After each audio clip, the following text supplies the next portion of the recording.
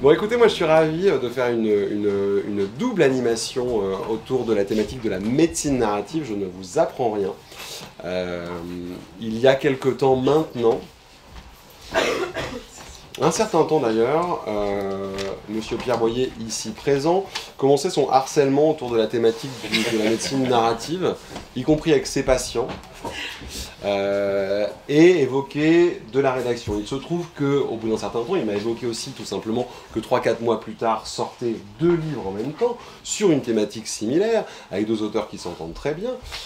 Et que peut-être, ou en tout cas, moi je lui dis immédiatement que ça m'intéressait énormément qu'on fasse une petite rencontre autour de cette thématique. Pour 1001 raisons, vous évoquerez, qu'ils évoqueront s'ils le souhaitent, ça va de la désertification des médecins dans les zones rurales, à la problématique de la médecine, à la question du service public, bref, tous ces points-là, vous allez sans doute les aborder.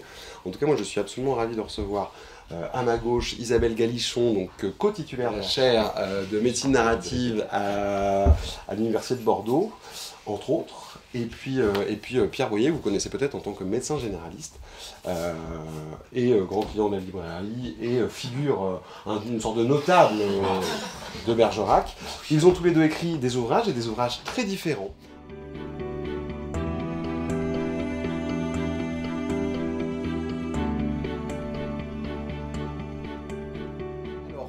Vous me voyez ultra détendu, d'habitude je suis beaucoup plus stressé, c'est tout simplement parce que dans un quart d'heure, moi je ne travaille plus. C'est eux qui travaillent, c'est vous qui allez travailler. On vous garde un petit peu la surprise, on va juste faire une toute petite présentation des 2 ouvrages très rapide, mais surtout après, c'est vous qui allez travailler, je vous préviens. Merci d'être là. Merci. On en profite aussi, juste un petit mot pour votre éditeur, donc les éditions du Bordelot qui font un travail incroyable et qui ont cette très belle collection où on peut intégrer vos 2 ouvrages.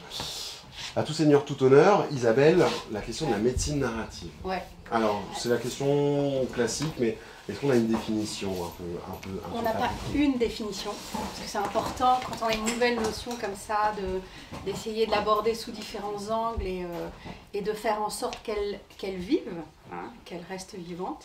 Mais avant de donner une définition, je m'arrête 2 secondes sur cette collection. Allez-y, je vous en prie, évidemment. En fait, c'est une collection donc, qui a été créée dans le cadre de la chaire médecine narrative hospitalité en santé. La chaire, elle a été créée à la fois, elle est portée à la fois par le CHU de Bordeaux et par l'Université de Bordeaux. Et c'est vraiment un projet qui se veut transversal, c'est-à-dire qu'on travaille de la formation initiale jusqu'à la formation inconnue. C'est un beau lapsus, non? La formation continue. Mais aussi on porte des projets sur le terrain de l'hôpital, auprès des cliniciens, mais encore au niveau des humanités en santé. Donc, programme transversal, on est accompagné par la Fondation de Bordeaux Université et puis par, on est une antenne de la chaire de philosophie à l'hôpital de Cynthia Fleury, GHU par une neurosciences. Et donc, dans le cadre de cette chaire, on a créé cette collection qui a vu la première publication en septembre, qui s'intitule donc Hôpital sensible. C'est un recueil de textes des soignants du CHU de Bordeaux. Et un recueil qui a été coordonné par Eduardo Berti, oui. Voilà, membre de l'Oulipo. Et dans le cadre de ce recueil, eh bien, l'enjeu c'était de voir comment les soignants vivaient l'hôpital comme terrain professionnel. Voilà, donc ça c'était le premier texte. Et puis, novembre arrive et on publie donc ces 2 textes en même temps. Pourquoi 2 textes en même temps? Parce que eh bien, ils s'articulent bien l'un et l'autre. C'est-à-dire qu'on a un ouvrage qui permet de rentrer dans cette discipline, et puis l'autre qui va permettre de poser quelques concepts pour voilà, étayer la réception. En gros, pardon, je me permets de résumer un peu. Donc Isabelle, vous avez la théorie, ouais. Pardon, je schématise. Très bien. Ouais, bien sûr. Pierre, même s'il l'évoque dans son prologue, on est sur une pièce de théâtre et un jeu littéraire qui colle très bien à la discipline en soi. Bien sûr. Mais vous avez 2 ouvrages qui sont complémentaires. Absolument. Voilà. Effectivement, ils travaillent ensemble et c'était important de pouvoir les publier ensemble. Alors la médecine narrative, qu'est-ce que c'est? C'est une approche donc, du soin qui va placer au cœur de la relation de soin eh bien, une attention à la narrativité. Alors la narrativité, qu'est-ce que c'est? Ça va être les histoires qui vont se nouer au cœur de la relation de soins, mais ça va être aussi, donc ça va être surtout par exemple l'histoire que le patient va venir apporter à son médecin. Pour lui raconter ce qu'il traverse dans le cadre de sa maladie. Ça va être aussi les histoires qui se tissent au sein de la communauté des soignants, dans un service par exemple à l'hôpital, mais ça va être aussi les histoires qui vont compléter en fait la compréhension de la maladie, peut-être à partir des aidants, les proches aidants qui vont aussi apporter en fait du sens. Alors ça c'est le cœur, mais en fait quand on rentre doucement dans la discipline, on se rend compte que l'enjeu, ça va être davantage d'accompagner les soignants, parce que la médecine narrative, elle va davantage travailler du côté des soignants que du patient, de façon à faire en sorte que le soignant puisse développer des outils, mais plus exactement des compétences, de façon à faire en sorte que cette relation de soins puisse se tisser dans un climat de confiance et d'un climat d'écoute. Voilà. Alors, il y a une donnée incroyable dans votre ouvrage, et puis que j'ai entendu dans votre bouche dans les quelques interventions que j'ai pu écouter, c'est le temps avant d'être coupé par son médecin en France. Ouais. C'est 13 secondes. Ouais. Alors je ne sais pas si ça a changé depuis, s'il y a eu de nouvelles stats. Ouais. C'est 13, hein, c'est ça? 13 à 21 secondes, selon les études. Ouais. Au bout de 13 secondes, vous vous faites couper. On vous coupe, alors, par les praticiens, les soignants en l'occurrence. Ouais. C'est incroyable cette donnée-là. Oui, mais c'est pas forcément couper le patient dans un... Voilà, c'est faire préciser un détail, c'est faire... Oui, mais attendez, ça a commencé quand exactement? Mais ce qui est surtout intéressant, c'est que la même étude montre que si on le laisse parler, on ne dépasse pas les 3 minutes. Non, les 180 secondes, oui, 3 minutes, c'est ça, 3 fois 6, 18. Donc, en fait, c'est un des enjeux de la médecine narrative, c'est d'apprendre à laisser parler le patient. Et puis d'absorber, d'écouter, voilà, et après de poser des questions. Et ça, c'est un exercice compliqué, en fait. Parce que dans la formation initiale du médecin, tu n'as pas cette logique de l'écoute. Alors, dans la formation initiale, on apprend à mener un interrogatoire. Déjà, le terme il est, voilà, on n'est pas policier, mais on mène un interrogatoire. Et maintenant, le terme est en train de changer avec les courants de médecine narrative, on parle plutôt d'entretien, de conversation. Mais n'empêche que nous, on apprend toujours en fac l'interrogatoire. Donc forcément, vous faisiez quoi à 8 heures, quoi, dans la nuit du 12, par exemple. Et c'est vrai que cette question de l'écoute, en fait, elle est passée au second plan, alors même qu'elle est fondamentale, en fait. On s'en rend assez vite compte que quand on est... Enfin, moi, je le regarde de l'extérieur, puisque je suis littéraire. Mais quand on est médecin, en fait, elle est fondamentale. Quand on est soignant en général, d'ailleurs. Ouais. Parce qu'en fait, là, on parle des médecins, mais la médecine narrative, c'est quelque chose qui concerne tous les soignants au sens très large du terme. C'est-à-dire que toute personne en relation avec un usager du système de soins, en fait. Donc, c'est pas que les médecins. Et alors, ce qu'on vous oppose beaucoup, et ce que j'ai pu en tout cas voir de la part de vos détracteurs, c'est on vous oppose cette notion de temps. Oui. On n'écouterait pas puisqu'on n'a pas le temps. On ne peut pas écouter la narration de son patient ou de sa patientèle parce qu'on n'a pas le temps. Et visiblement, c'est faux. En tout cas, c'est pas si simple que ça. C'est là qu'il y a tout l'intérêt de la médecine narrative, de faire comprendre que finalement, on peut gagner du temps en laissant le patient parler, parce qu'on va comprendre des choses. Mais c'est un entraînement, en fait, c'est un exercice. Et c'est pour ça que les ateliers sont intéressants, parce qu'on apprend à mieux... En fait, ça va aiguiser l'écoute. Et donc, à se dire, ça vaut le coup d'écouter, je vais peut-être gagner du temps sur le reste. Mais c'est compliqué parce que c'est une habitude à prendre et on est toujours en train de courir contre la montre. Hein. Tous ceux qui vont chez le médecin savent qu'il est toujours en retard. Donc voilà, et quand il est en avance, c'est que c'est pas possible.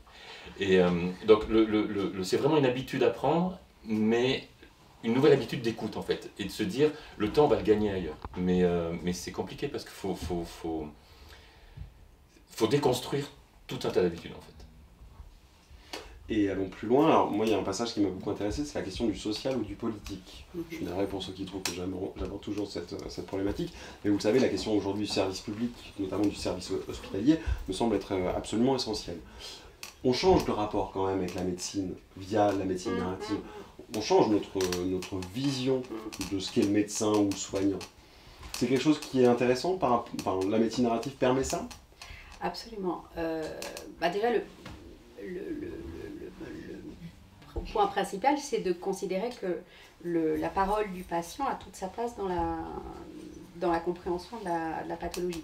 Ce qui semble évident, mais qui n'est pas forcément dans le cadre de la pratique. Donc déjà, la place de la parole du patient a de l'importance, et puis l'enjeu, ça va être effectivement de réunir les perspectives de la relation de soins de façon à faire en sorte que eh bien, chaque parole est aussi, puisse contribuer à élaborer un sens de façon à soigner au mieux. Et si on prend en fait les principes qui ont été posés pour construire cette approche-là, qui a été donc développée aux États-Unis à l'Université Columbia par un professeur de médecine interne, à l'Université Columbia donc, eh bien on se rend compte qu'un des 6 principes, c'est de cheminer, d'aller vers plus de justice sociale en santé. Donc oui, la dimension politique, elle est au cœur de cette démarche, puisque si on part du principe que toute parole doit être entendue, déjà c'est une dimension politique. Et puis ce qui est important, c'est que si on accorde autant d'importance à l'histoire du patient, c'est parce qu'on part du principe que par son histoire, le patient, au-delà du fait de raconter l'épreuve de la maladie, va aussi aborder le contexte social dans lequel il évolue.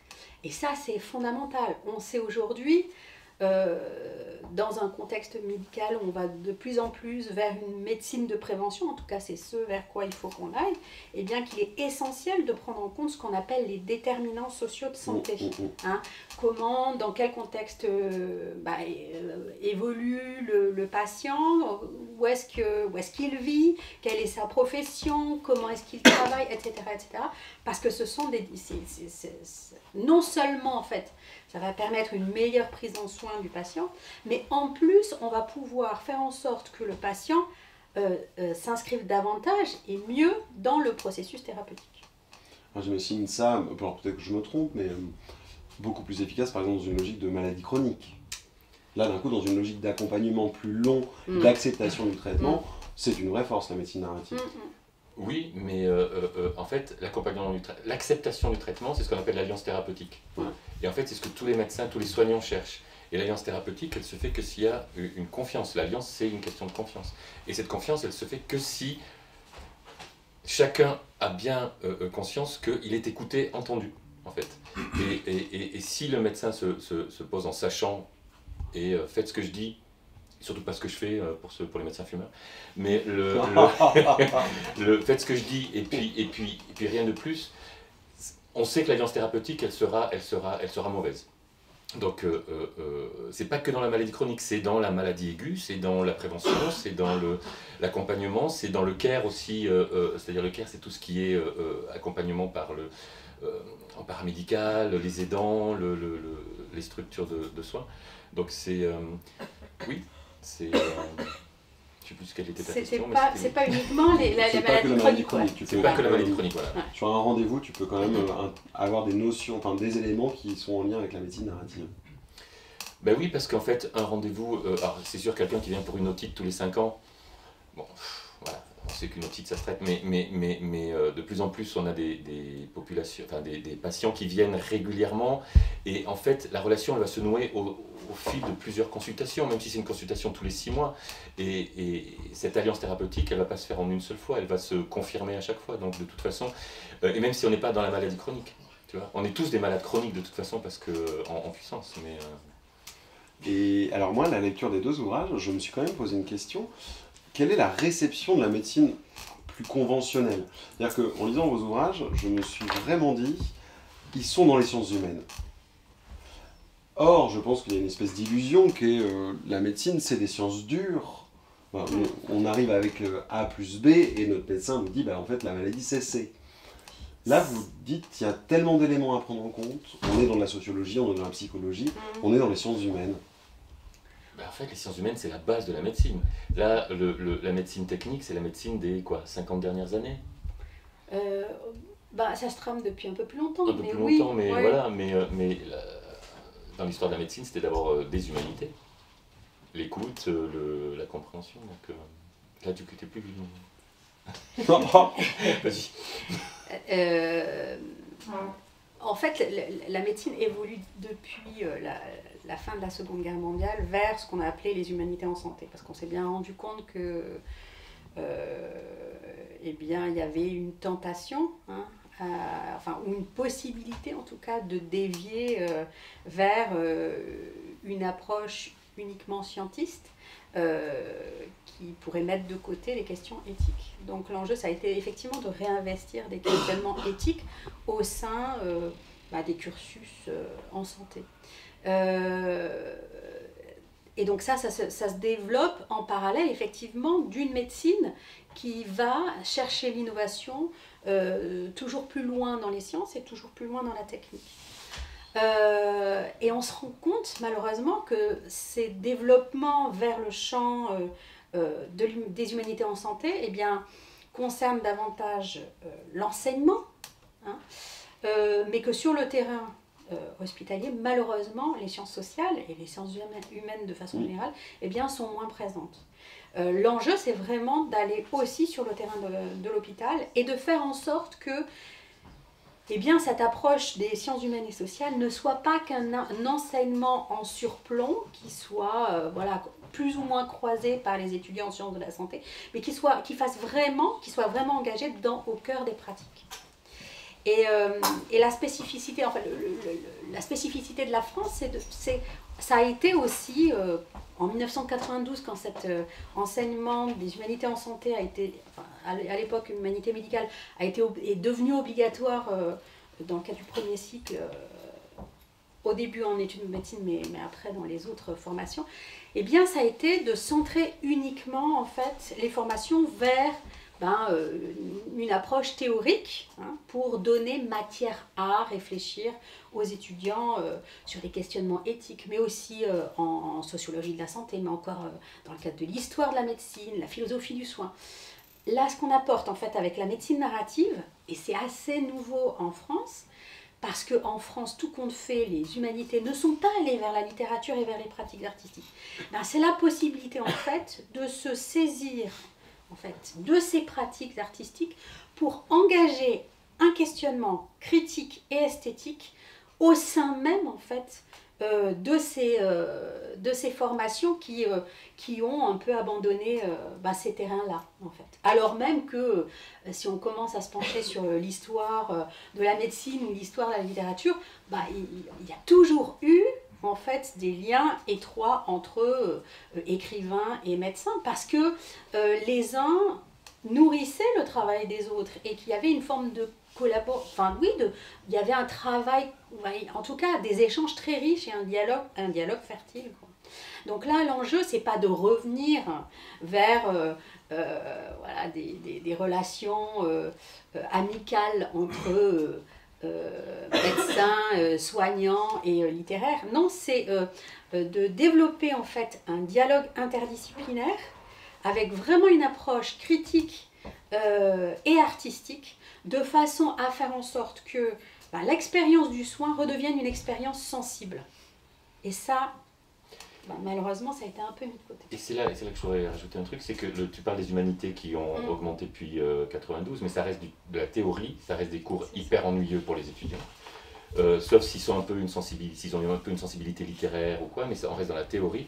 Là, l'approche de la médecine narrative, c'est que c'est de l'expérientiel, c'est ce que tu dis, c'est allez, je spoil, vous aurez la surprise peut-être d'expérimenter un atelier de médecine narrative, qui sait, peut-être tout à l'heure, mais en fait c'est on vit la littérature et on voit l'effet que peut avoir la littérature sur le soin en direct. Il n'y a pas de cours théorique dans la médecine narrative, sauf quand on fait la formation de médecine narrative pour après devenir... Mais c'est quelque chose de vraiment... Oui, c'est de l'expérience en fait, contrairement aux humanités qui ont été instillées petit à petit dans les études médicales.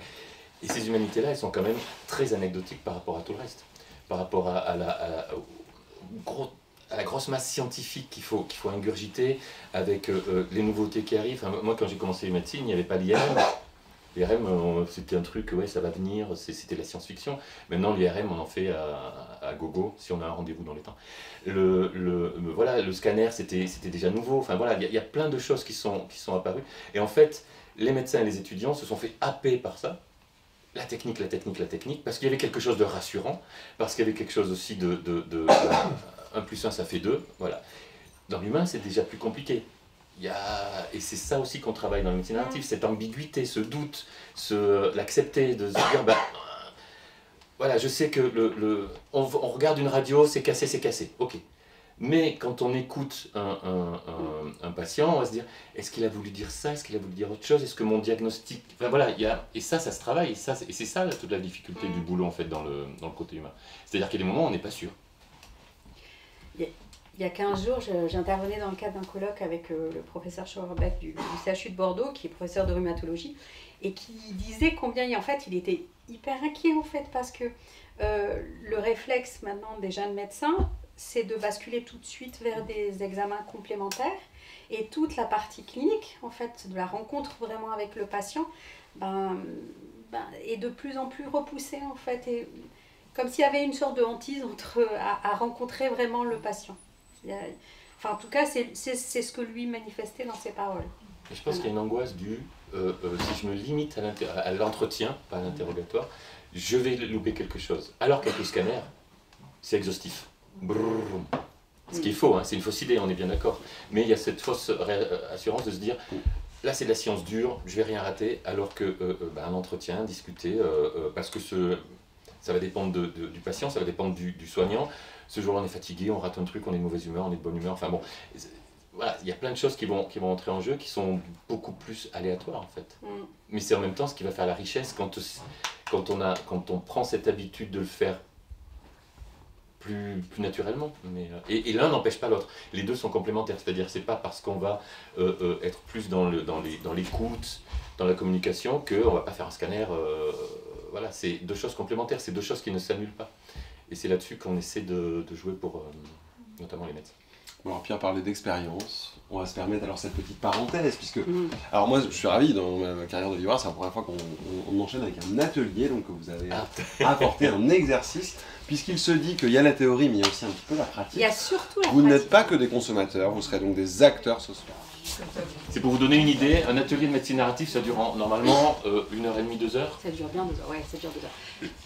Vas-y, Et juste préciser quand même, juste préciser que la médecine narrative, c'est effectivement une approche expérientielle, que la pratique est vraiment au centre de la démarche.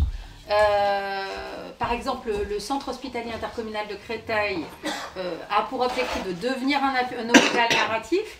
Et donc, les soignants sont invités à suivre, une fois par mois, des ateliers de médecine narrative. Mais il n'y a pas d'approche théorique. Donc, c'est ça qui est important. Ça passe vraiment par un format d'atelier où on va travailler dans un premier temps sur un texte littéraire.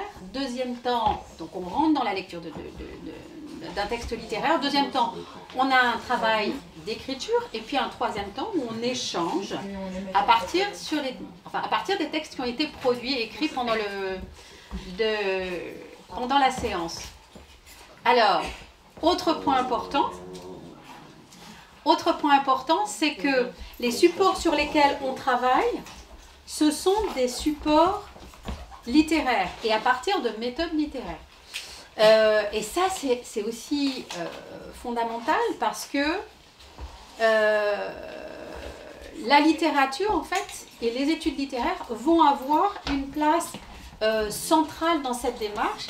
Et je rappelle le fait que ce sont des médecins qui sont allés chercher des littéraires pour travailler avec eux. C'est pas une lubie littéraire, parce que je pourrais entendre ça de la part, dans la voix de certains médecins, c'est pas une lubie littéraire qui sont allés, voilà, croiser les parcours des médecins. Non, c'est vraiment une sollicitation de la part des médecins, et ça, c'est important. Et je crois que c'est aussi important de le signifier, parce que dans le cadre des études littéraires, c'est important de voir aussi que la littérature peut relever en fait d'un intérêt de la part de disciplines autres. Et ça, c'est important. Et je le dis d'autant plus facilement que je suis littéraire et que mon labo de recherche soutient ce projet de livre et de réflexion. On va parler de l'auteur. Oui, tu vas parler de l'auteur. Voilà. Donc l'auteur, c'est Patrick Autréau. Patrick Autréau, il est toujours écrit. Et il a commencé des études de médecine et il voulait être neurochirurgien. Mais il s'est très très vite rendu compte du fait que s'il se lançait dans une carrière de neurochirurgien, malheureusement, il mettrait sa carrière, en tout cas sa pratique d'écriture, sous le coup. Donc, il a renoncé à la neurochirurgie pour aller plutôt travailler du côté de la psychiatrie. Donc, il a été longtemps psychiatre, jusqu'au jour où il a été atteint d'un cancer. Qui l'a contraint en fait à faire des choix et il a renoncé en fait à sa pratique de médecin et il est maintenant publié chez Gallimard, Verdier et autres. J'ai un doute sur son dernier récit, mais en tout cas il a beaucoup publié. Je vous conseille par exemple entre autres dans la vallée des larmes, mais aujourd'hui on va travailler juste, on va jeter un œil sur, commencer à découvrir, à se familiariser avec cette pratique de la médecine narrative à partir d'un court paragraphe extrait de son premier ouvrage qui s'intitule Soigner, qui est un récit de soi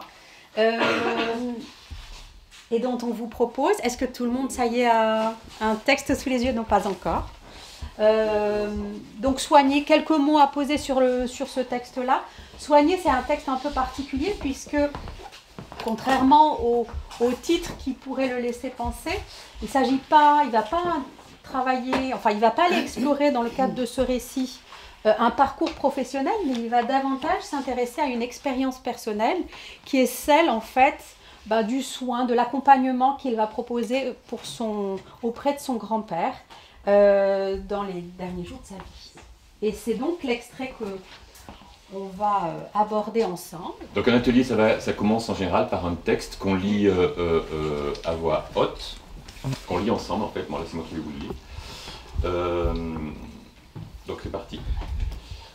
Soigner, c'est-à-dire soigner jusqu'au bout, c'est traverser un champ dont on ne connaît ni l'état du sol, ni la nature des herbes. C'est accepter les fleurs d'ortie, la gadoue putride, les entorses, et aussi les odeurs fraîches, l'ombre piquetée de soleil d'un arbre solitaire. C'est fatigant et dur. On se fait mal au dos, on en a marre, on voudrait que ça se termine vite, on se le reproche, on essaie de sourire et de ne pas se presser, et on pleure en cachette après l'avoir entendu appeler ce nom d'enfant que lui seul utilisait.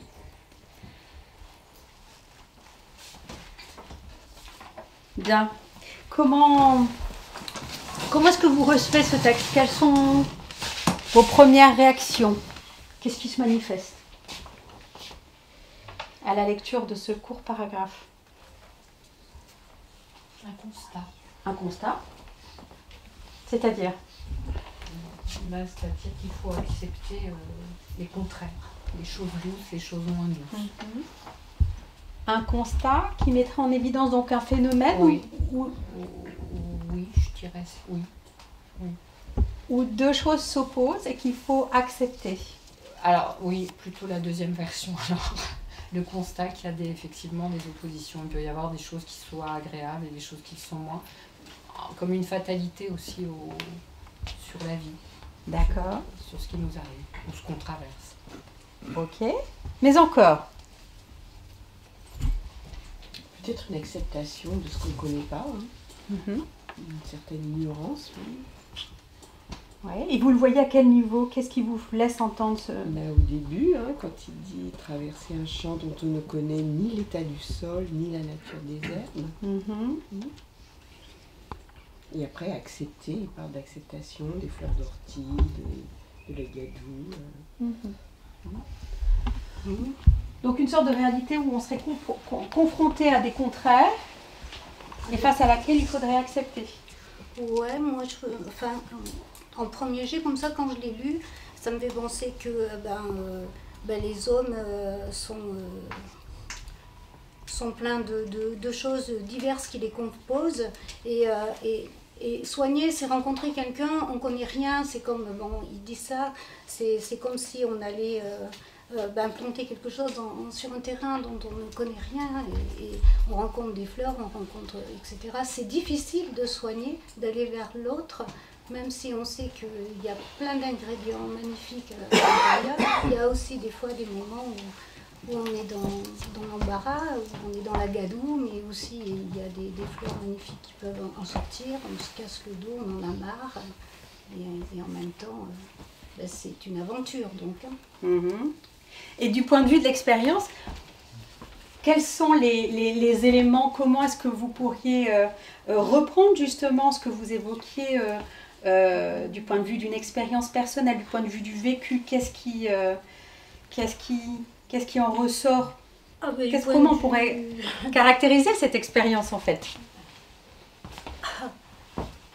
Ben, du point de vue du vécu, je pense que chaque être est vraiment unique, que le fil conducteur, pouvoir l'approcher, ben, c'est jamais le même, il n'y a pas de recette miracle, qu'en effet, ben, il y a des choses qu'on peut rencontrer un petit peu en commun, mais ouais, c'est ça, c'est une aventure unique.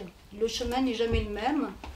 Je crois qu'il faut savoir faire des détours, il faut savoir s'arrêter, il faut falloir accélérer, il faut falloir creuser plus loin, il faut falloir fertiliser, il faut falloir accepter d'en avoir marre, d'être en échec, et puis en même temps accepter bah, les fleurs de cactus, quoi.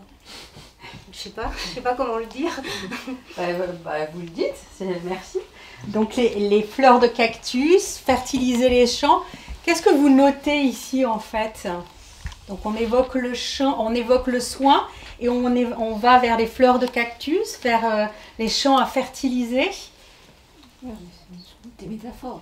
Des métaphores, oui, absolument. Ce qui est intéressant ici, c'est effectivement pour essayer de cerner des notions qui semblent, ou une notion qui semble assez contradictoire, puisqu'elle semble réunir des choses qui semblent assez opposées, eh bien, l'auteur va aller chercher des métaphores. À votre avis, pourquoi est-ce qu'il va chercher des métaphores ici? Peut-être parce que c'est très difficile à vivre et qu'on a besoin justement d'un intermédiaire et que l'image et la métaphore, ça sert d'intermédiaire. Peut-être parce que c'est une notion qui est difficile à concevoir, à vivre, mais peut-être aussi complexe parce qu'elle réunit des choses contraires et que le fait d'avoir un recours à un langage imagé, eh bien, permet de se rapprocher en fait d'une notion trop complexe à aborder. Oui, effectivement. C'est l'universalité aussi. La métaphore, l'odeur des herbes coupées n'est pas la même pour moi comme pour vous. Et en fait, on s'adresse à plus de monde. C'est un outil littéraire aussi pour toucher le plus grand monde, pour toucher l'universel. Alors, ça c'est intéressant, parce que toucher l'universel, effectivement, si on regarde le premier terme, soigner, bah, ça reprend de toute façon le titre de l'œuvre. Donc on va, un infinitif, c'est toujours voilà, c'est un verbe qui échappe à toute forme d'incarnation en quelque sorte. Ça devrait correspondre à un universel. Et en même temps, ce que vous dites, c'est très intéressant, c'est qu'il va aller chercher en fait des sensations très fines, qui vont nous permettre effectivement de se retrouver, puisque le fait de traverser un champ, on l'a tous vécu, on a incorporé ces émotions-là, ces sensations-là, et on peut petit à petit effectivement se rapprocher. Henry James dit que ce qui est important, c'est d'être dans les parages de l'expérience. Et en fait, on va effectivement se rapprocher de cette expérience-là du soin, fut-elle complexe, on pourra peut-être s'en rapprocher à partir de ce qu'il propose. Oui, qu'est-ce que vous voyez d'autre dans ce texte? Est-ce qu'il y a des choses qui ont retenu votre attention? Moi, ce qui m'interpelle, c'est ouais. On ne parle pas de soigner, en fait. On parle de soigner jusqu'au bout. Moi, ça me questionne sur le bout. Alors, en plus, c'est aussi compliqué, parce que j'en vois deux bouts. Je vois le bout de la vie du patient, donc je soigne jusqu'à la mort du patient. Et puis aussi, je peux soigner jusqu'au bout de l'épuisement du soignant. Donc, il y a peut-être d'autres bouts, mais j'en vois deux, et il a mis au singulier, donc ça m'interpelle. Et au bout de la maladie, peut-être aussi. Ce serait bien. C'est aussi soigner jusqu'au bout, soigner vraiment. Enfin, c'est comme ça que je vais. Dans la posture du soignant, c'est-à-dire... En fait, quand on choisit de soigner, on sait qu'on va traverser tout ça. Et on le fait, on sait qu'on le fait. On sait qu'on va traverser des périodes de doute, des périodes qu'on va traverser ce qui est joli et ce qui est moins. Donc on a déjà 4 interprétations qui sont proposées juste sur une expression toute simple. 4 perspectives différentes en fait. le malade, le soignant, la maladie. C'est... Et c'est un peu orienté parce que vous avez quand même expliqué qu'il accompagnait son grand-père dans ses derniers instants de vie. Donc on est automatiquement en train de penser que jusqu'au bout, c'est jusqu'à la fin. Jusqu'à la fin. Après, le nom d'enfant, par exemple, moi je le sens tout de suite comme un élément de vulnérabilité. Vulnérabilité face aux soins, qui n'est pas forcément celle du grand-père en train de mourir. Moi je trouve le texte empreint de vulnérabilité qu'on ressent quand on est tout nu ou en caleçon face à son médecin. Ou face à peut-être l'échec du diagnostic. Mais c'est intéressant effectivement d'évoquer le fait qu'il y a un contexte derrière et qu'il est important aussi de le prendre en compte et qui va permettre de contribuer à donner du sens, effectivement. Mais néanmoins, en fait, ces différentes possibilités de sens peuvent résonner dans ce texte et peut-être enrichir aussi notre compréhension de ce qu'il essaie de nous transmettre ici. Ouais. Moi j'ai l'impression qu'il y a aussi de l'usure professionnelle. Soigner, c'est fatigant, c'est dur, on en a l'eau, on en a marre. Tout ça, ça me fait penser quand même à de l'usure au travail. Ouais. Et comment vous le comprenez ça, justement, avec le contexte que j'ai posé au tout début? Oui, peut-être que ça fait partie des éléments qui lui ont... Cette usure qui ont fait qu'il a changé de travail. Il s'est usé à soigner les autres et du coup, peut-être il a choisi une autre voie, une soin. Oui, mais en même temps, il ne dit pas « je me fais mal au dos, j'en ai marre, je voudrais que ça s'arrête, etc. etc. » Comment est-ce que vous comprenez justement le fait d'avancer avec ce pronom qui est un pronom impersonnel? Une forme de solitude, quand même, aussi dans le fait de donner, d'emmagasiner tout ça. Il y a quand même tout, la cachette, le nom d'enfant qui est intime. Donc il y a des choses qui résonnent, mais dans une forme de solitude, c'est pas ça qu'on expose. Moi, je voyais plutôt le on, c'est tous les gens qui accompagnent une personne en fin de vie, en fait.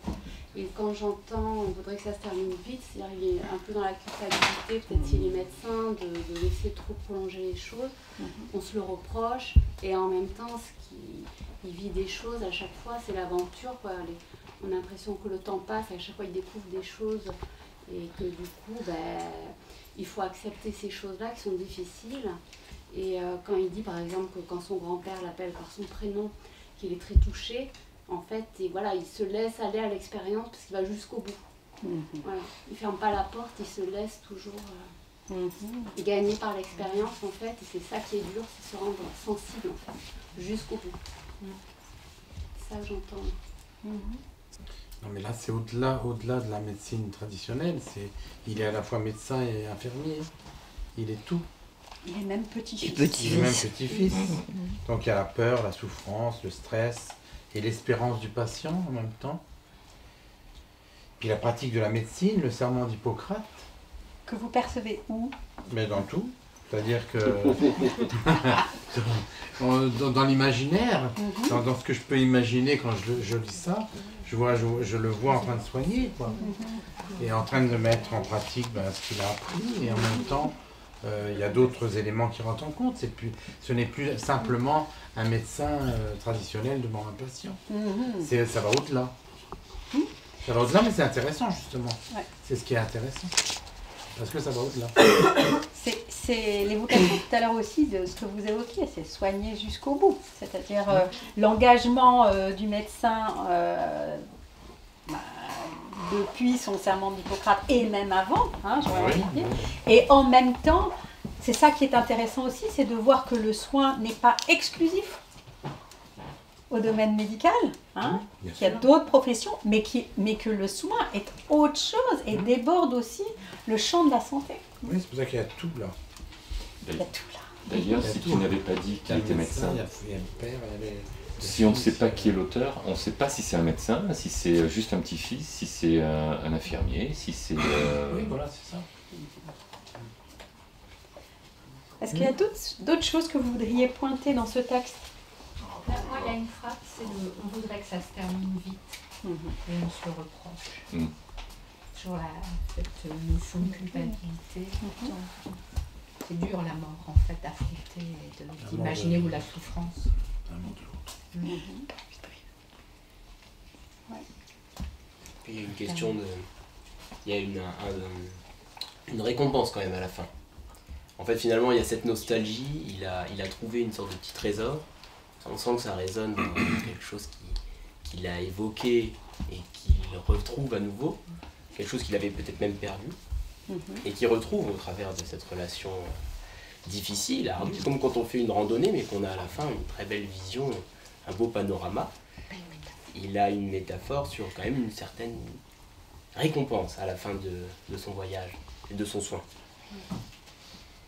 J'aime bien la métaphore de la randonnée. C'est une métaphore filée après ce qu'on découvre ici dans le fait de traverser un champ. Oui, oui. Et quelle est la récompense que vous percevez dans ce texte-là? Ah ben là, il a des sentiments. Là, il y a de l'empathie qui s'est formée. Il y a vraiment quand il dit « je pleure en cachette », ça lui a déclenché des sentiments forts. C'est pour ça que je parlais de nostalgie. Là, vraiment, il est nostalgique de son enfance. Ça lui a renvoyé beaucoup de choses. Une sorte de miroir un peu aussi de la relation qu'il avait avec son papa, peut-être. Et puis qu'on peut avoir aussi, même avec un étranger, hein, j'imagine. Dans le domaine médical, à partir du moment où on s'ouvre à l'autre, on n'est jamais dans une relation qui est à sens unique. Cette récompense pourrait être ça, le fait d'avoir cette confiance qui s'est installée, et aussi ça réveille toujours dans le soignant, ça réveille toujours quelque chose, peu importe ce qu'il fait. Le fait d'avoir quelqu'un en face de soi qui partage et qui même parfois ça peut résonner. Ça déjà c'est beau. En soi, voilà, c'est ça, je pense. C'est comme ça que je vois le côté récompense. Pour moi, ce serait ça. Donc le fait de pouvoir pleurer, ça pourrait manifester effectivement une forme de récompense parce que la relation est vraiment sensible en fait. D'accord, merci. Est-ce qu'il y a d'autres remarques que vous voudriez pointer sur ce texte? Oui. Alors moi, il y a quelque chose qui me semble étrange, c'est l'absence du malade. Parce que même s'il est là à la fin, en parlant dans cette voix, il est nommé, c'est l'extrait aussi qui fait qu'il est un il inconnu, qui semble vraiment extérieur, voire étranger, et on ne voit ni le corps ni la personne, puisque toute la métaphore porte sur une spatialisation complètement sur la nature, mais pas du tout sur le corps ni la maladie. Et ça, cette absence me semble extrêmement étrange quand on essaie de définir ce qu'est soigner. Oui, mais peut-être que ça rentre aussi en résonance avec ce verbe à l'infinitif qui débute ce paragraphe, qui nous dit, qui nous propose tout compte fait, ce serait quoi? On pourrait qualifier, comment est-ce qu'on pourrait caractériser ce premier paragraphe? Ce serait quoi en quelque sorte ce que nous propose ici l'auteur? Une définition. Une définition. Et donc une définition qui aurait vocation à s'appliquer à n'importe quelle forme de soin. C'est ce que vous évoquiez tout à l'heure. La possibilité d'un soin médical peut-être, aussi infirmier, mais encore familial. Donc, qu'est-ce que ça veut dire soigner? Ça veut dire ça. Et c'est valable peut-être aussi pour n'importe quel patient. C'est peut-être ce que nous laisse aussi entendre ce petit paragraphe. Mais encore une fois, c'est un paragraphe extrait d'un contexte beaucoup plus large où effectivement on va identifier un patient qui est donc ce grand-père et que je vous invite à aller découvrir dans la suite du texte, bien sûr. Autre chose? Moi, je voulais ajouter, il me semble, le côté désespéré de la profession médicale quand même. Que vous percevez là? Oui.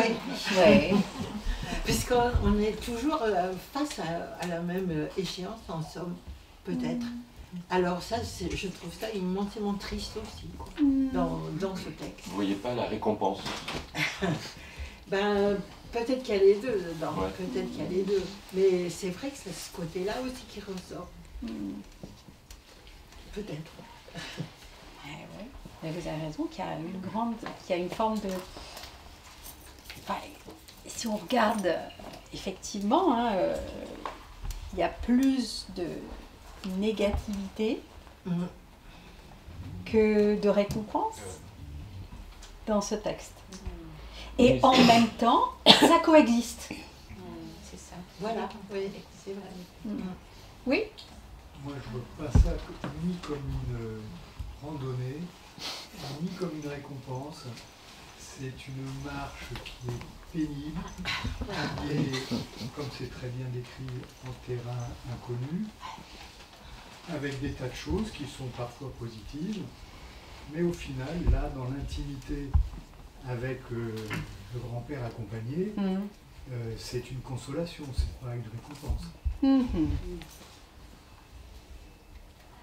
Donc dans la manifestation de ces pleurs, où vous trouvez davantage, enfin dans le fait de soigner peut se manifester aussi sous forme de pleurs, eh bien il y a une forme de consolation. Ouais, c'est très beau en fait de poser ce mot. Je vous remercie de ce mot de consolation qui pourrait peut-être, alors même qu'il y a la manifestation des pleurs, eh bien, ne pas être évoqué, ne pas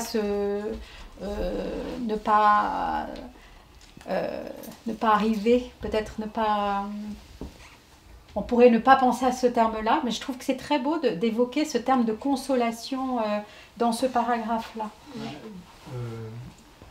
y a un type, un Bordelais, qui doit être de la première moitié du XXe, et je ne sais pas exactement si c'est un psychiatre ou un interniste. Je pense que c'est un psychiatre. Il a quand même écrit La Consolation.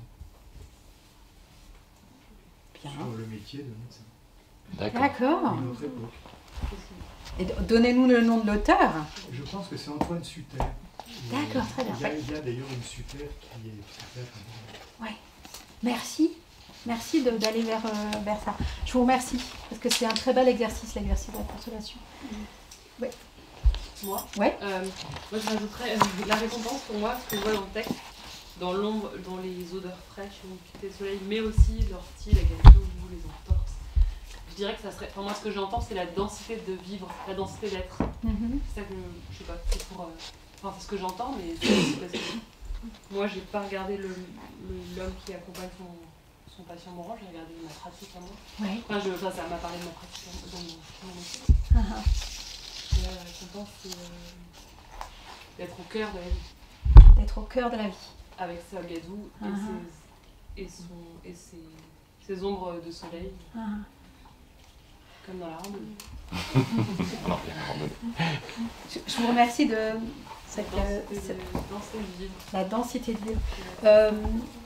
2 paragraphes plus loin, je vous le dis parce que ça résonne évidemment avec ce que vous venez de dire. Patrick Autréau écrit « Être à ses côtés non pas dans la tristesse, mais dans ce qui n'est ni spectacle, ni pensée, ni langage, au cœur de ce qui respire. » Vous voyez, c'est une communauté de sens que vous proposez ici, effectivement, dans ce que vous percevez et ce qui nous propose un peu plus loin. Merci. Oui. Moi, au début, j'ai l'impression qu'il est très seul, en fait. On ne voit pas l'autre, il parle du chemin, il parle des sensations qui le traversent, mais on n'a pas l'autre, en fait, qui est en face. Et à la fin, j'ai l'impression qu'il y a la rencontre qui s'est faite. Et justement, il est plus seul, il est dans la rencontre avec son grand-père. Et quand il le nomme, en fait, je trouve il est plus dans la solitude, en fait, il est dans l'échange, il est touché. Alors qu'au début, il est très seul. Et en même temps, on parle quand même de pleurer en cachette. Pleurer en cachette, ça veut dire que peut-être aussi, il n'ose pas non plus l'évoquer avec des collègues, par exemple, de cette émotivité. Bon, là, après, il parle d'un proche à lui, mais moi, du coup, ça m'évoque, je sais pas, le fait de se sentir seul, peut-être, dans ce qu'on peut traverser en tant que soignant, et de ne pas oser partager le fait qu'on peut être touché par une histoire d'un patient, ou qu'on peut être... ouais. De la pudeur. Oui. Donc on aurait une forme de progression tout de même dans ce paragraphe, et qui néanmoins laisserait entendre à la fois la rencontre avec le patient, mais en même temps ce maintien de la persistance de cette solitude qui pourrait être inhérent au soin, en fait, en quelque sorte, puisqu'un un soignant reste seul dans cette confrontation, en fait, à la maladie. Et du coup, je trouve que ça parle aussi des projections, en fait. On est tout le temps avec toute notre histoire face aux patients. C'est ce que j'entends, en tout cas, à la fin. C'est ça que j'entendais. J'avais même pas compris qu'il parlait de cette histoire d'enfant. Mais enfin, voilà. Le petit enfant en nous qui va réagir à tout ce qui se passe en face de nous aussi, de toute notre histoire. Et du coup, avec une solitude, parce que ça réveille nos souffrances à nous. La solitude dans la souffrance. Enfin, je pense que voilà, ça me parlait des projections. En tout cas. Et comment, en tant que soignant, on aborde justement ces questions de projection quand on est face au patient? Comment on les aborde avec lui? Et puis même avec soi-même. On a dit ça. Pour se le dire à soi-même. Est-ce qu'il ne faut pas ouvrir un espace pour pouvoir...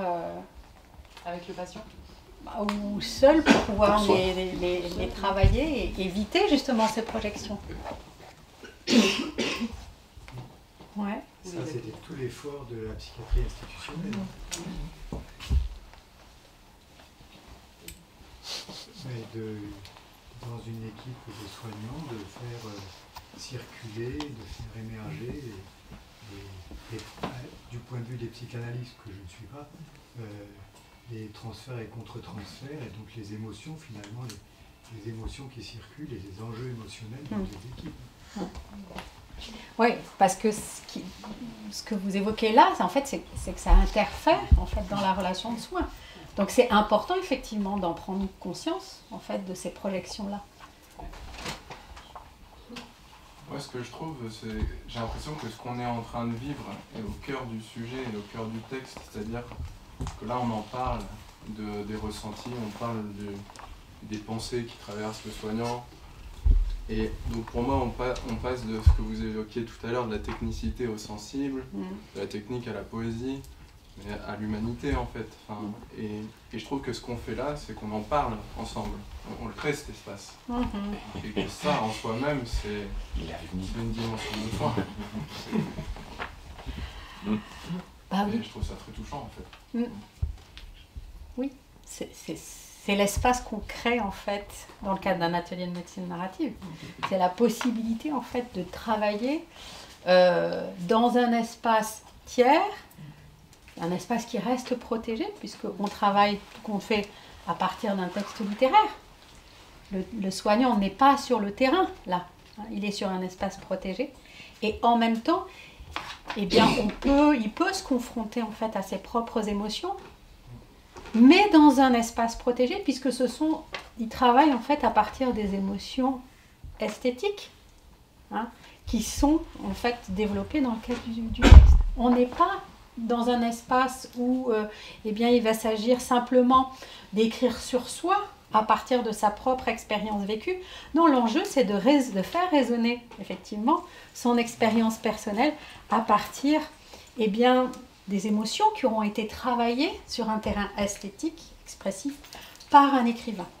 Et c'est ça l'importance en fait de travailler à partir de supports artistiques, esthétiques, littéraires, donc là, mais on peut très bien travailler à partir d'un tableau, à partir d'un extrait de cinéma, de film. L'enjeu étant effectivement d'ouvrir un espace pour eh bien, à la fois que le soignant puisse apprendre à se connaître, mais pas sur un terrain psychologique. On est vraiment ici dans un travail qu'on peut nommer avec Foucault éthopoïétique, c'est-à-dire que l'enjeu, ça va être de transformer son matériau de vie en matériau éthique, en quelque sorte, et en même temps, eh bien, de travailler des compétences narratives. Voilà. Donc des qualités d'écoute qu'on va exercer avec le temps de la lecture, et puis des qualités de représentation avec un temps d'écriture. Un temps d'écriture, avec une consigne d'écriture.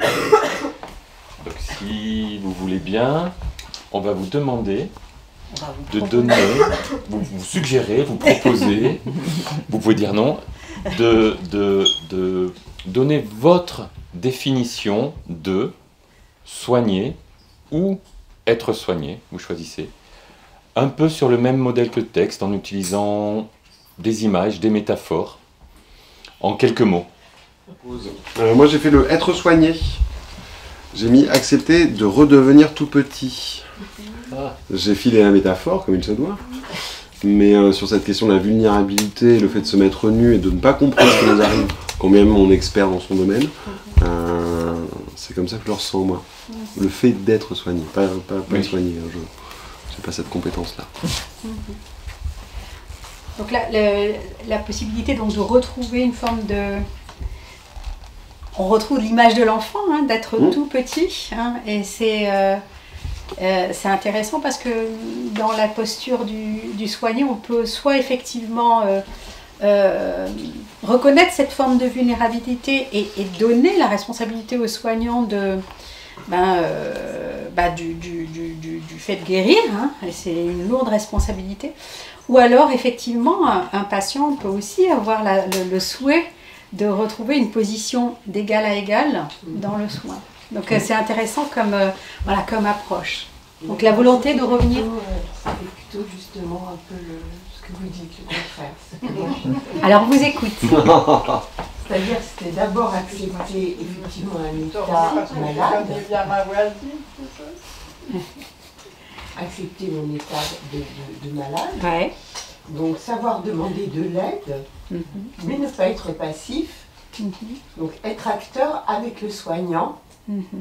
Et c'est avec le soignant, cette relation de confiance qui va s'établir, qu'on va trouver ensemble la meilleure thérapie pour de guérison. Donc de la symétrie. Et du coup, la responsabilité du soignant, c'est de permettre au soigné d'être acteur de son soin. Voilà. Et c'est tout l'enjeu de l'éducation thérapeutique. C'est ce que vous avez proposé aussi dans votre texte? Pas du tout. Mais c'est intéressant effectivement, oui, l'importance de l'éducation thérapeutique, effectivement, qui permet effectivement de faire comprendre aux soignants combien il est important de laisser sa place au patient de façon à ce qu'il développe sa propre agentivité. On a déjà deux perspectives. La perspective du patient qui va dire « je te fais confiance, je suis l'enfant ou je suis petit, tu es grand », enfin après, voilà, ou moi je veux être sur un rapport égalitaire en symétrie. Et ça c'est ce qu'on retrouve dans le soin en fait, parce que... On vous écoute. Moi, en fait, j'avais pas pris ni être soigné, ni soigné, mais se soigner, parce qu'en fait, je l'ai lu quand j'ai lu ça, même quand vous m'avez proposé l'histoire du grand-père, mon inconscient a quand même lu se soigner. Et j'ai vu, et du coup, je suis pas soignante, mais j'ai du mal à prendre la parole avec les docteurs. Donc j'ai mis se soigner, c'est accepter de prendre la parole aussi, de se mettre en avant. Exactement. Parce qu'on est un peu l'enfant vis-à-vis de l'adulte, enfin on redevient enfant. Donc du courage. Ouais. Et c'est en fait le fait de prendre la parole, ça a été travaillé aussi comme un processus de subjectivation politique. C'est-à-dire que redevenir sujet en acceptant une position politique, eh bien, commence par le fait de prendre la parole. Et c'est ce qui est travaillé en fait en médecine narrative, c'est faciliter justement cette prise de parole de façon à ce que le patient puisse effectivement trouver sa place. Oui, parce que même là, quand il dit c'est fatigant et dur, quand j'ai vu dur, je me suis dit oui, c'est dur. Souvent. C'est ce que dit Charlotte Puiseux, tu sais. Charlotte Puiseux, elle a écrit beaucoup sur le validisme. C'est une écrivaine, docteur en philosophie. Et que notre association a invité pour un webinaire il n'y a pas longtemps, donc c'est pour ça que... Et elle écrit passer de objet de soin à sujet de soin. Et c'est tout bête le changement de mot, mais... C'est un long processus. C'est ça en fait, oui. Une autre proposition de soigner. Moi je crois que ça a été un peu dit. J'ai écrit être soigné, c'est faire confiance et accepter de se dire. Donc à la fois donner au soignant son accord pour avancer et en même temps se dévoiler. Ouais. Donc c'est un don, une réception. Merci. Ouais. Oui, pour moi c'est très court. Hein. Alors, être soigné, c'est un partenariat pour moi. On retrouve la symétrie, le don, la réception. Moi j'ai essayé une métaphore. Dites-moi ce que vous pensez. C'est très pas la bien. Alors, être soigné, considérer un gros nuage sombre dans le ciel et attendre sa pluie bienfaisante. Se réchauffer un peu sous un doux soleil, puis rentrer chez soi et mettre une paire de moelleuses pantoufles. Voilà. Ah, c'est bien, vous pouvez la répéter. De moelleuses quoi? Pantoufles. Voilà. Charentaise. À considérer un gros nuage sombre dans le ciel et attendre sa pluie bienfaisante. Se réchauffer un peu sous un doux soleil, puis rentrer chez soi et mettre une moelleuse paire de pantoufles. D'accord. Ah, c'est cool. Oui, c'est cool. Merci. Être soigné. On attend beaucoup des soignants, quoi, du coup. Puis il y a un côté un peu... Qu'est-ce que tu veux dire? Il y a un côté un peu divin qui me dérange un petit peu, mais je trouve ça l'image très belle. Mais il y a un côté un peu divin, genre là on est dans une autre encore perspective, c'est aide-toi le ciel t'aidera, quoi. Mais l'image est très belle en tout cas. Peace and love un peu. un peu ça, et puis un peu aussi le fait qu'on est parfois déçu quand on va voir quelqu'un, un médecin dont on attend finalement une guérison et puis ça ne vient pas pour une raison ou pour une autre. Voilà, c'est un peu ça aussi. Ben oui. On a le droit de réagir ou pas? Bien sûr. En tant que soignant sur la... Moi je trouve que ça fait la pression d'être plus bienveillante. C'est exactement, je pense... Bah oui, ça fait un peu une raison. Non mais c'est pour ça que c'est très intéressant qu'on parle entre soignant et soigné. Enfin, il faut être aussi soigné. Hein. Mais je pense que c'est exactement un sujet de souffrance pour moi au quotidien de sentir trop d'attente, une attente divine que je ne peux pas, donner et que je m'en veux de pas donner. Enfin, je sais pas. Enfin, c'est pas facile. Ça reste pas facile de se situer en tant que soignant. Avec le curé, le médecin du village, il y a toujours une attente. Le curé après le médecin. Les instituteurs, probablement aussi, ça je sais pas comment ça... Est-ce que c'est pour ça que vous mettez un... Ça dépend. Pardon ? Est-ce que c'est pour ça que vous mettez un bouclier? Ça m'intéresse beaucoup. Alors moi j'ai un rapport compliqué avec la médecine. Ouais. Ce bouclier c'est le vocabulaire par exemple. Vous avez un vocabulaire propre qui met une distance avec celui qui est soigné. Ah, vos ordonnances, c'est un bouclier. Non, les ordonnances c'est une question d'orthographe. Aussi. Mon père Instit te dira que les médecins sont nuls en orthographe. Il n'est pas écrit, ça c'est à prendre en gouttes parce que ça vous fera moins mal à la gorge. Il est écrit didoxy machin. Peu importe, mais la médecine utilise énormément de boucliers pour se protéger. Alors je sais pas si c'était la protection, c'était ma question. On a un vocabulaire à nous, on a des analyses à nous. Il y a différentes étapes nécessaires aux patients pour que vous ayez peut-être un bout de réponse. C'est pour se protéger? C'est quand même... Eh oh!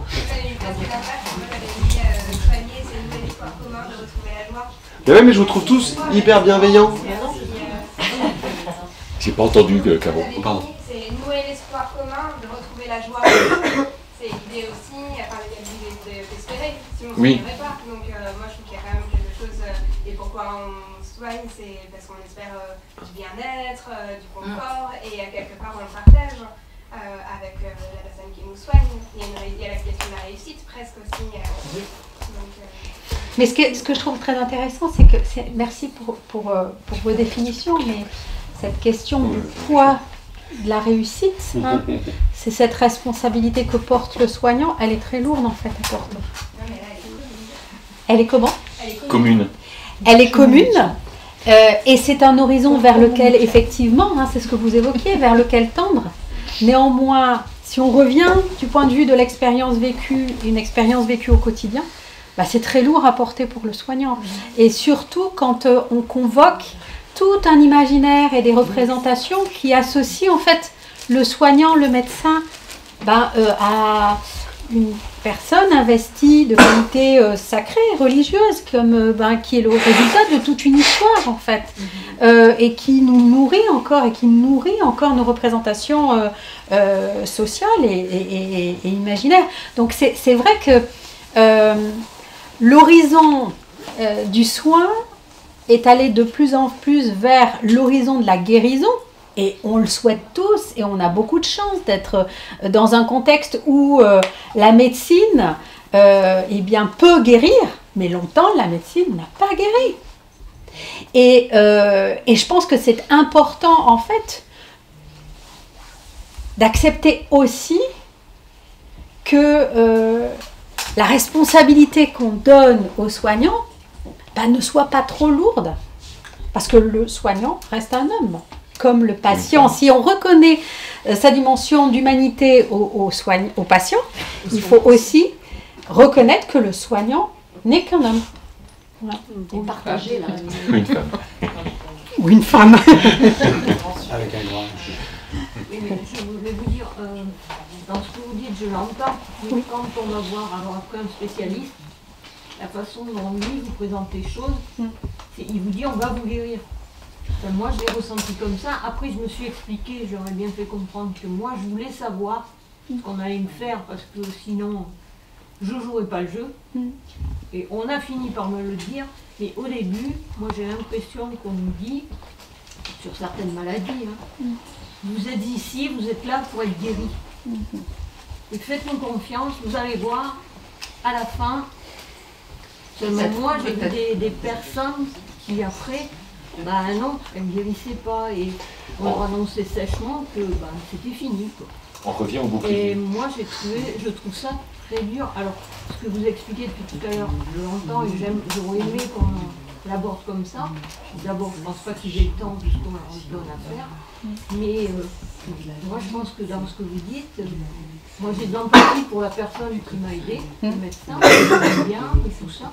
Mais je trouve que voilà, moi, on m'a dit, vous inquiétez pas, quand vous aurez fini, vous serez plus malade. Et moi, j'ai vu des personnes avec moi, je pense qu'on leur a dit la même chose, et à la fin, il y a une dame, on lui a dit, madame, c'est votre dernier espoir. Si ça ne marche pas là, et on lui a dit clairement, et devant moi en plus. Si vous voulez, ce que vous dites, c'est bien, mais moi, je pense qu'ils n'ont pas le temps déjà de prendre individuellement les gens et... Ils devraient. Ils devraient, mais là on en revient. Je vous dis, moi je trouve que ce que vous dites, oui je comprends, vous expliquez que mais on vous met trop de pression, mais ils nous la mettent tout seuls des fois. Non, c'est un système. Oui, ben voilà, il y a deux acteurs mais qui c'est sont mal ce que vous expliquez, c'est deux systèmes de soins différents. Et moi j'ai vécu ce que je vais appeler le pire.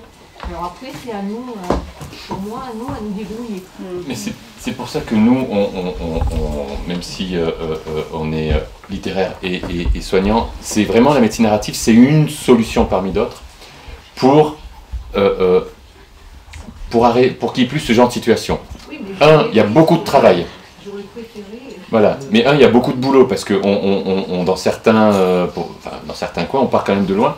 Mais et là, on revient au bouclier que tu disais, parce qu'en fait, ce genre de comportement, c'est toujours pareil, la peur de l'humain, la peur de dire, la peur de se livrer et de dire, ça va pas être si facile que ça. C'est tellement plus agréable de dire, ça va aller. Voilà, mais alors que c'est une fausse réassurance, parce qu'en fait, c'est encore pire après. Vous le dites très bien. Donc la médecine narrative peut être un outil pour essayer de remettre un peu de dialogue et un peu d'humanité dans ce genre d'annonce. L'annonce, c'est quelque chose qu'on travaille beaucoup en atelier de médecine narrative. Et l'annonce, c'est quelque chose, on sait qu'il y a des choses à pas faire, on ne sait pas encore quelle est la bonne recette, il n'y a pas de recette miracle, parce que ça va dépendre du patient, ça va dépendre du soignant. On sait ce qu'il ne faut pas faire. Tout le monde ne le sait pas encore, mais voilà, ça fait des choses, c'est quelque chose qu'on travaille beaucoup en médecine narrative. Mais il y a du travail. Et ce que vous disiez, donner 3 minutes au patient, en fait, ça fait partager la responsabilité. Plus vous donnez la parole au patient, et plus il y a de l'écoute, plus l'équilibre se fait, et du coup, on se sent, on fait partie du soin. Oui. Ce qui est difficile à accepter, c'est quand on ne fait pas partie du soin, et qu'on nous dit, voilà, et que la relation n'est pas à deux sens, dans les deux sens. Après, il y a des gens qui sont très confortables dans cette relation à un sens, à sens unique. Qui sont Voilà, c'est pareil parce qu'on est tous différents et il n'y a aucun modèle identique. Tu as des patients qui sont consommateurs chez toi? On en a tous, chez tous. Mais moi j'ai déjà engueulé des patients en leur disant mais vous avez le droit de dire non, vous avez le droit de taper sur le poing sur la table. Il y a des patients, mais vous avez le droit de m'engueuler si j'ai fait une connerie, parce que je suis pas un ordinateur et je peux faire des conneries. Il y en a une qui s'est pas gênée, un jour je fais ah cool. Après j'ai ramé un peu. Mais voilà, et ça fait partie du début en fait d'une relation de soins qui va être symétrique. C'est parce que je sais pas s'il y a des infirmières ou des infirmiers ici, ou des secrétaires médicales. On ne dit jamais rien aux médecins. Par contre, la secrétaire médicale, l'infirmière, elle s'en prend mais plein la gueule. Et après, voilà. Donc, moi je leur dis, vous avez le droit. Ça fait partie des choses. Mais il y a des gens qui n'ont pas forcément envie de rentrer dans cette relation-là. Parce que c'est aussi une relation qui peut être potentiellement conflictuelle ou qui va demander de soi, en fait. Donc c'est un travail à deux. Oui, c'est ça. Là, il y a un truc que j'ai trouvé très bien dans ton bouquin, c'est... Et vous, sinon ça va? Vous pouvez essayer de dire ça à votre médecin s'il vous casse les couilles. Et vous, sinon ça va? Je vais garder ça, moi. J'aime bien. Et vous, sinon ça va? Et toi, sinon ça va? Je pense je ressens le besoin de dire qu'il y a des médecins qui veulent rendre aux patients. Enfin, j'en fais partie et on est aussi en souffrance, parce qu'on est là pour parler de ces trucs-là. On est aussi en souffrance de voir des gens qui veulent un papa, un dieu, un machin. C'est très lourd. Moi j'ai vécu une semaine comme ça dans un nouveau cabinet, là où je suis en train de remplacer. Et il y a des gens qui sont hyper à l'aise dans ce truc complètement passif, ils sont au courant de rien, ils n'ont pas les bios, ils savent rien de leur... Et d'ailleurs, je pense que... en gros, on est tous responsables de ce truc mal ajusté entre la médecine très paternaliste, le patient qui sait rien de sa maladie, le médecin qui sait tout et qui est le dieu tout puissant et qui va guérir. C'est très lourd pour lui. Souvent ils font des burn-out d'ailleurs, ces médecins-là. Et je pense qu'on en est tous responsables de ce schéma mal ajusté. En tout cas, il me semble que c'est pas juste. Moi je sais que mon obsession, en tout cas j'espère pouvoir être quelqu'un qui peut rendre au patient, lui redonner son histoire. Enfin, c'est votre histoire, c'est votre santé. Moi je suis un conseiller sur votre chemin, c'est votre chemin. Et je vais vous donner tous les outils pour que vous compreniez votre santé, que voilà, c'est la vôtre. C'est vous qui allez... Je serai pas là pour contrôler votre assiette, ce que vous allez faire comme sport, si vous allez faire une thérapie, ou si justement les médicaments, c'est pas ok pour vous la thérapie, c'est plutôt les médicaments. Enfin, tout ça c'est pas nous. Et en fait, d'ailleurs, on n'a pas à s'énerver si un patient veut pas un médicament, il veut pas sa statine. Enfin, on est là pour... En fait, chacun est différent, chacun aura une histoire de soins tellement différente. Parfois, on prenne des gens qui prennent 5 drogues différentes. S'ils en arrêtent une, ils sont contents. Et ben, on est là pour les encourager. Des patients qui rechutent l'alcool toute leur vie, ben, on sera à leur côté. Et, ne pas chercher nous aussi le résultat. Mais enfin voilà, en tout cas, je trouve... de dire qu'en fait, il y a aussi des médecins qui cherchent à changer ce truc et qu'on a besoin des patients et des médecins. C'est intéressant d'avoir un lieu pour le dire parce que moi, c'est vraiment pour ça que j'ai du mal à faire de la médecine en ce moment. C'est pour ce côté faire des ateliers de médecine narrative, tu vois. Paternaliste, je veux pas du tout être là-dedans. Et voilà, en tout cas, sachez qu'il y a des patients qui entretiennent ça, qui sont mais parce qu'on est tous comme les hommes et les femmes sont tous dans des schémas sociaux dont on a du mal à sortir. De même, le patient et le médecin sont dans des schémas dont ils ont du mal à sortir. Ils s'entraînent, donc c'est chouette d'avoir un lieu pour en parler. Parce que il y a des choses à faire. Mais en fait, c'est quand même aussi un phénomène social assez courant de chercher un héros, une héroïne, quoi. Et ça, c'est la narration. Alors, voilà, quelqu'un qui va proposer des solutions merveilleuses. Moi, je crois aussi que culturellement, ça bouge. Parce que, enfin, franchement, dans les hôpitaux, par exemple, et puis on parle du corps médical, tout ça, franchement, il y a quand même des situations, ça s'efface, où les personnes, une fois qu'elles étaient entre les mains du corps médical, elles n'étaient plus entre leurs propres mains, quoi. Culturellement aussi, hein. Donc c'est très très bien qu'aujourd'hui, enfin ça fait un petit moment que ça dure, quoi. On explique ce qu'on doit faire, les examens qu'on va subir, les conséquences, les machins, les trucs, comment ça va se passer, etc. On essaye de rendre acteur. Alors effectivement, il y a probablement des personnes qui sont passives avec, et qui se remettent à, mais je pense qu'on n'a pas toujours donné de la place à la personne malade qui vient consulter, quoi. Oui, c'est intéressant avec un texte de 4 lignes, jusqu'où on va. Et en fait, c'est un peu le principe. Donc, souvent, les ateliers de médecine narrative, ils se terminent comme ça. Voilà. Ben, bon, il n'y a pas de conclusion, si vous voulez, mais il y a une discussion, il y a un débat où on revient. C'est pas un espace. Pour répondre à votre question, c'est pas un espace de parole. Ancien combattant, bonjour, je suis soignant en souffrance. C'est pas, on parle pas de ça. C'est toujours retour au texte et ça infuse sur ce que le texte va nous rapporter sur notre expérience personnelle. C'est pas thérapeutique, c'est pas une thérapie, c'est pas de la thérapie narrative. C'est vraiment, alors, c'est un truc sur lequel on n'est pas d'accord avec Isabelle, parce que moi je pense que c'est un effet thérapeutique collatéral sur les soignants, parce que c'est une très bonne prophylaxie contre le burn-out. Mais ce n'est pas la vocation première. C'est vraiment ça. Ça va faire naître des réflexions à partir du sensible, sans aucune injonction politique, sociale, comptable, scientifique, et à partir d'un texte et d'émotions, qu'il va y avoir d'émotions réelles sur quelque chose de fictif, eh ben, ça va amener plusieurs perspectives, et puis des fois des débats. Et voilà. Et du coup, après, chacun repart avec ce qu'il a retiré, ce qu'il a ressenti, et ça infuse. Et en fait, on se rend compte qu'après, dans la pratique, eh ben, il y a des choses qui changent.